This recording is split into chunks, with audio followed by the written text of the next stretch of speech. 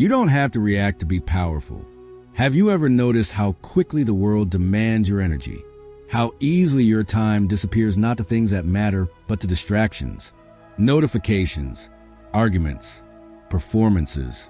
The Stoics warned us about this centuries ago. Epictetus once said, "People are frugal and guard their property, but when it comes to wasting time, they are most extravagant." And isn't that still true today? We guard our passwords, our money, our image. But when it comes to our time, we give it away without thought. We scroll, we argue, we react to things that don't deserve our attention. And all the while, something quieter within us begins to fade. Our presence, our clarity, our control. But what if you didn't have to react? What if letting go didn't make you weak, but magnetic? Stoicism teaches us something most people never learn, that real strength isn't loud. It doesn't rush to defend. It doesn't need to be seen. It holds back. It watches. It chooses. And in a world that's always reaching outward, there's something powerful about the person who stands still, the one who doesn't flinch, who doesn't get pulled into the noise, who doesn't respond just because someone expects them to. You don't have to fight every battle to win. You don't have to respond to every challenge to prove you're strong. You don't need to explain who you are when you've already decided. Non-reactivity isn't weakness. It's mastery, and it starts with one quiet choice: to stop handing your energy to things that don't deserve it. Mastering your emotions makes you magnetic. We've been taught to follow our feelings, to trust them, to let them guide us. But the Stoics believed something different. They saw emotions as waves. Natural, yes, but not something you let steer the ship. You can feel anger without becoming anger. You can notice fear without obeying it. You can recognize doubt without letting it define you. You are not your feelings. You are the observer. And the more you return to that place, that still place inside, the more powerful you become. Most people don't realize this. They think that emotional expression is the same as emotional truth, but raw emotion doesn't always show strength. Often, it shows that something else is steering the wheel. There's a quiet kind of person who walks into a room, and instantly you notice them, not because they're trying, but because they're composed. They radiate something you can't quite name.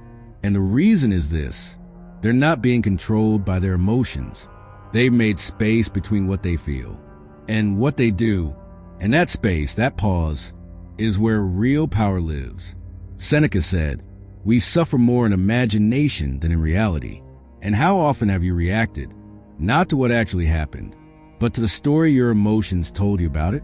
When you can feel the emotion, but not be pulled by it. When you can pause before reacting and choose your response instead of being hijacked, you become deeply attractive, not because you're loud, but because you're rooted, not because you need attention, but because you don't. People are drawn to those who don't chase, to those who've made peace with their inner world. And the first step to becoming that kind of person is to realize the simple truth: you are not your reaction, you are your response. The magnetic stillness of silence. In a world that won't stop talking, stillness is suspicious. If you pause too long before answering a text, someone asks if you're upset. If you go quiet in a conversation, they wonder if something's wrong. But sometimes silence isn't a sign of something broken. It's a sign of something being built. Self-control, clarity, presence. The Stoics weren't loud. They weren't performative. They weren't reactive. They were still, and that stillness didn't come from apathy. It came from intention. Most people speak from insecurity. They talk to be seen, to be liked, to not be left out. But those who carry real presence don't need noise to make an impact. They've learned that silence isn't emptiness. It's density. It's gravity. It pulls others in, without effort, without asking. Marcus Aurelius wrote, "The best revenge is to be unlike him who performed the injury, not to react, not to match chaos with chaos, but to remain unmoved, to be the cliff against which the waves crash and break." And the cliff doesn't fight the wave. It doesn't shout. It doesn't explain. It just stands, unshaken. That's what real attraction feels like. It's not loud. It's not demanding. It's the energy of someone who doesn't need to defend their worth. You felt this before. When someone walks into a room and says very little, but somehow you remember them. When they speak, people lean in, not because their voice is louder, but because their words are fewer. And when something is rare, it becomes valuable. You don't have to say much to be heard, but you do have to be clear inside. You have to stop reacting just to fill the silence, because the more you speak from discomfort, the more you dilute your presence. So practice silence, intentional silence, the kind that isn't afraid to pause. When someone insults you, don't respond immediately. When you're misunderstood, resist the urge to explain. When your emotions surge, sit with them before you act. There's a kind of disarming power in that restraint, not the power of force, but the power of not needing force. Because when your mind is calm and your voice is measured, your presence begins to speak for you. Time is a currency. Spend it like a Stoic. Epictetus warned us. People are frugal and guarding their property, but when it comes to wasting time, they are most extravagant. Imagine someone stole your wallet. You'd be furious. But scroll for hours, argue with strangers, overthink yesterday's moment, and no one says a word. We've normalized wasting time. We've normalized giving it away without intention. But time is the one thing you never get back. And how you spend it is a mirror of what you value and who you are becoming. The Stoics were obsessed with time, not because they feared death, but because they respected life. They didn't chase after more. They lived with less.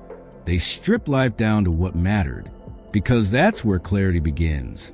If you spend your time chasing attention, you'll never be able to sit in your own stillness. If you spend your time reacting to every opinion, you'll scatter yourself into fragments, and every piece of you becomes a vulnerability. But when you protect your time, you start reclaiming your energy. You stop running after what doesn't serve you. You don't need to respond to every text. You don't need to read every notification. You don't need to react to every comment. You need to train yourself to say, not everything gets a piece of me. And here's the paradox. The more you guard your time, the more people respect you. Because what is protected becomes desirable. What is rare becomes valuable. Practice this. Don't explain when it's not necessary. Don't engage when it's not essential. Don't overextend just to be liked. Guard your time like it's gold, because it is. And the one who protects their energy becomes the one others are drawn to, not because they're everywhere, but because they are fully present when they choose to show up.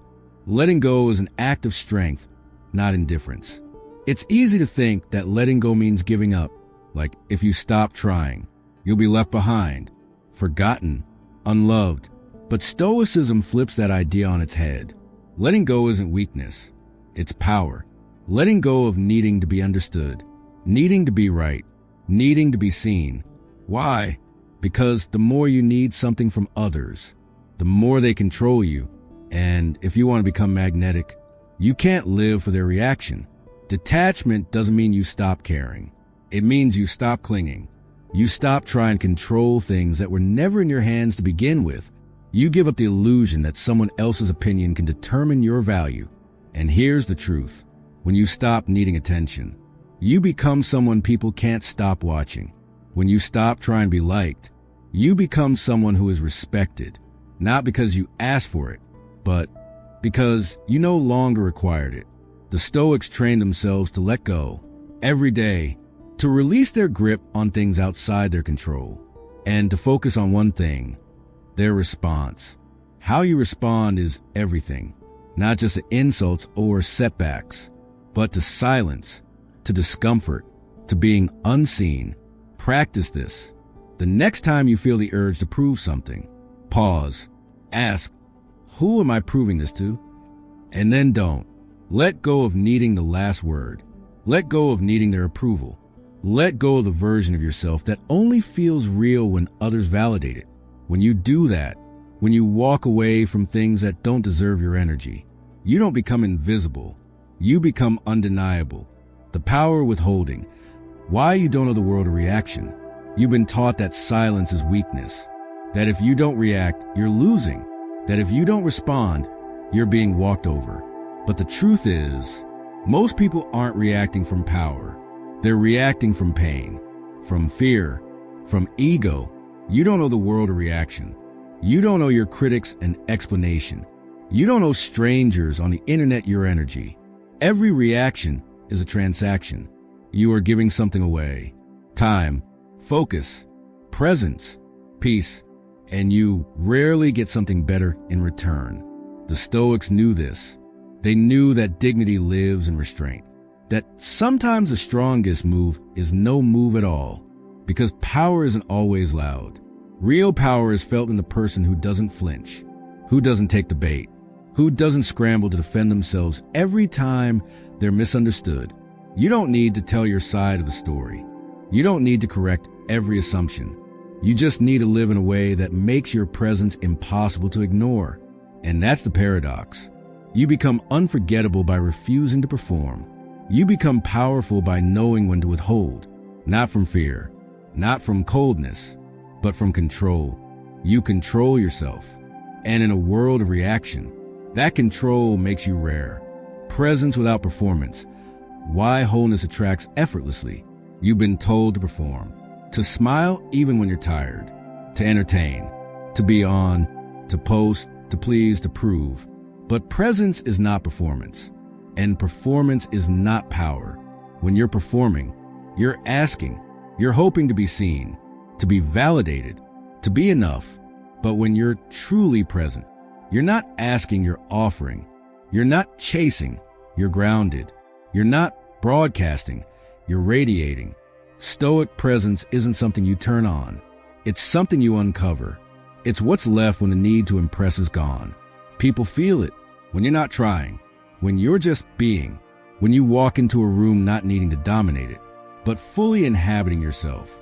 Because here's the secret. Wholeness is magnetic, not perfection, not polish, but depth. When you're at peace with who you are, you don't need to prove your value. You embody it. This kind of presence doesn't shout. It doesn't compete. It doesn't need to, because people feel safety in it. And people are drawn to safety, to depth, to realness, and presence. True presence is realness, not a curated version of you, but a grounded one that doesn't shift depending on who's watching.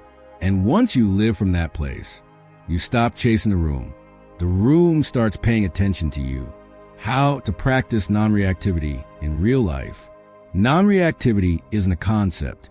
It's a practice, and it's one that sharpens you, softens you, strengthens you, all at once. You don't learn it in books.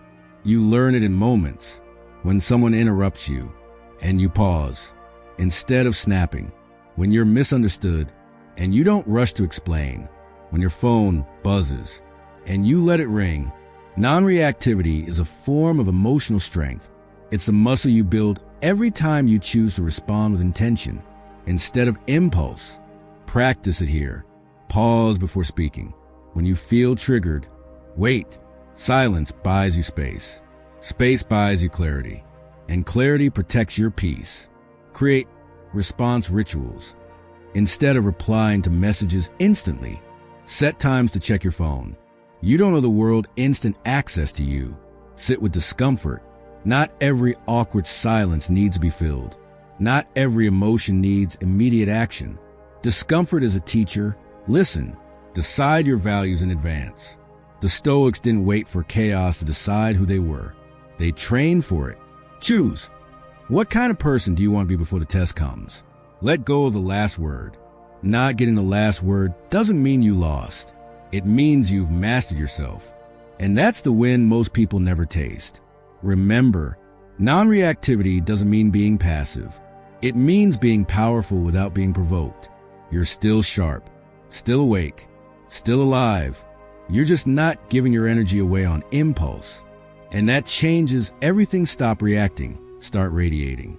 You don't need to perform. You don't need to chase. You don't need to prove. You just need to choose yourself. Over and over, quietly, powerfully, because the most magnetic person in the room isn't the one shouting for attention. It's the one who doesn't need it. And when you stop reacting, you start radiating. You become someone others are drawn to, not because you demanded their focus, but because you mastered your own.